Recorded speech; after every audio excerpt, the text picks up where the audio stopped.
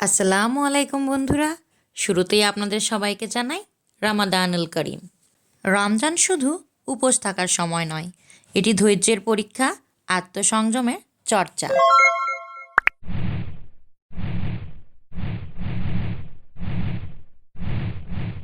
তো কেমন আছেন আপনারা সবাই? আশা করছি ভালো আছেন। আল্লাহর অশেষ রহমতে আমিও ভালো আছি, আলহামদুলিল্লাহ। বেলা বাড়ার সাথে সাথে ক্লান্তি বাড়ে, তৃষ্ণা বাড়ে, কিন্তু রোজা শুধু না খেয়ে থাকার নাম নয়, এটি ধৈর্যের শিক্ষা দেয় কিভাবে নফসকে নিয়ন্ত্রণ করতে হয়। রমজান আমাদের শেখায়, যখন কঠিন পরিস্থিতি কঠিন হয়ে যায়, তখনই ধৈর্যের পরীক্ষাটা সত্যিকারের শুরু হয়। ধৈর্য শুধু কষ্ট সহ্য করার নাম নয়, বরং এটি হলো অন্যের কষ্ট বোঝার ক্ষমতা। রমজান আমাদের সেই অনুভূতি শেখায়। আজকের ব্লগটি আমি শুরু করেছি সকাল থেকে। সকালটা কিন্তু রমজান মাসে একটু দেরিতেই হয়, যেহেতু আমরা সেহরি খেয়ে নামাজ পড়ে তারপর শুই, ঘুমোতে গিয়েও কিন্তু একটু লেট হয়ে যায়, যার জন্য রমজানের সকাল একটু দেরিতেই আসে। তো এখন এ সময় আমি ছোলাগুলো ভিজিয়ে নিচ্ছি। এ সময় যদি আমি ছোলাগুলো ভিজাই, রান্না করার সময় কিন্তু শক্ত থাকবে। তো এখানে কিন্তু একটা ছোট্ট টিপস আমি আপনাদের সঙ্গে শেয়ার করছি। ছোলাগুলো যদি আপনারা রোদে ভিজান, প্রায় 2 থেকে 3 ঘন্টা পর দেখবেন এত সুন্দরভাবে ভিজে যাবে। এই যে দেখতে পাচ্ছেন, ছোলাগুলো দেখেই বোঝা যাচ্ছে কিন্তু খুব সুন্দর ভিজেছে। তো যা বলছিলাম, দিন শেষে ধৈর্যশীলদের জন্য পুরস্কার নিয়ে আসে যেমন রোজার শেষে ইফতারির স্বাদ, তেমনি জীবনের কঠিন পরিস্থিতি মুহূর্তে শেষে আসে স্বস্তি। রমজান আমাদের ধৈর্যশীল হতে শেখায়, ধৈর্যের সাথে মানুষের কষ্ট বুঝতে শেখায় এবং ধৈর্যের সাথে আল্লাহর রহমতের অপেক্ষা করতে শেখায়। জীবনের স্বাভাবিক নিয়ম হলো পরিবর্তন। মানুষ আসে, মানুষ যায়, কিন্তু পৃথিবী তার গতিতে চলতে থাকে। আমরা হয়তো ভাবি কোনো এক ব্যক্তির অনুপস্থিতি অপূরণীয়, কিন্তু সময়ের সঙ্গে সঙ্গে সেই শূন্যস্থান পূরণ হয়ে যায় নতুন মানুষ, নতুন অভিজ্ঞতা ও নতুন পরিস্থিতির মাধ্যমে। প্রকৃতির নিয়মই হলো পরিবর্তন। গাছের পাতা ঝরে যায়, নতুন পাতা গজায়। সময় কারো জন্য অপেক্ষা করে না। প্রতিটি বিদায়ের পর নতুন কিছু শুরু হয়।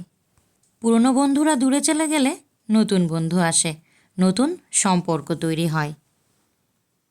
দুনিয়ার কোনো স্থান স্থায়ীভাবে ফাঁকা থাকে না, সময় ধীরে ধীরে তা পূরণ করে দেয়। কষ্ট একসময় স্মৃতিতে রূপ নেয় এবং আমরা নতুন বাস্তবতাকে গ্রহণ করি।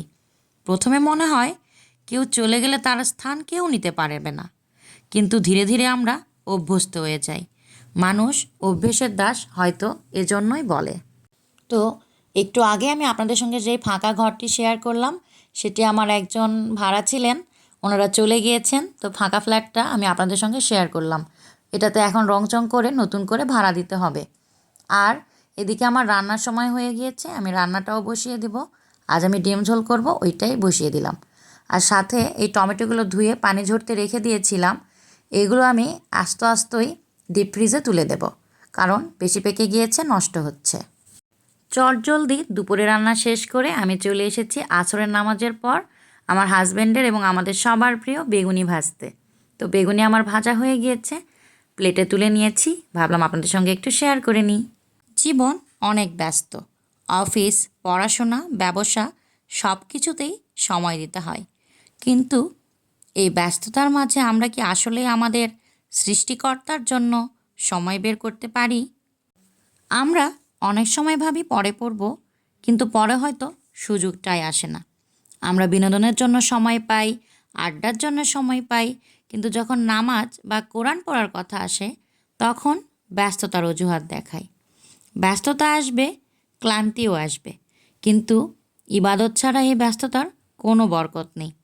যারা সত্যিকারের সফল, তারা ব্যস্ততার মাঝেও ইবাদতের জন্য সময় বের করে, কারণ তারা জানে সফলতা আসে আল্লাহর কাছে থেকে।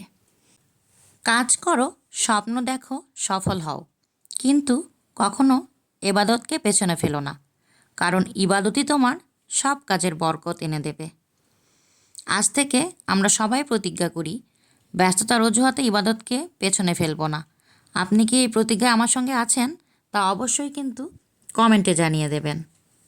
আমি ইফতার পর কিছুটা সময় কিন্তু নামাজ কোরআনকে দিই, কিছুটা সময় তাসবিহ তেলাওয়াতকে দিই, আবার অনেক সময় এশার নামাজের পরেও কিছুটা সময় আমি আল্লাহর সঙ্গে আমার সম্পর্ক স্থাপনের চেষ্টা করি। এখানে আমি আমার কোরআনগুলো কাভারের মধ্যে ঢুকিয়ে দিলাম। সারা বছর চাইলেও কিন্তু খুব বেশি কোরআন পড়তে পারি না। এই রমজানে কিন্তু এই সুযোগ হাতছাড়া করি না, কারণ রমজানে প্রত্যেকটি কাজে বরকত আসে, প্রত্যেকটি কাজের আলাদা ফজিলত আছে এবং আল্লাহ তাআলার কাছ থেকে আলাদা পুরস্কার হাসিলেরও সুযোগ আছে। তো আপনারা কিন্তু এই সুযোগ হাতছাড়া করবেন না। সারা বছর যাই করেন, রমজানে কিন্তু আল্লাহর সঙ্গে সম্পর্ক স্থাপনের চেষ্টা করবেন।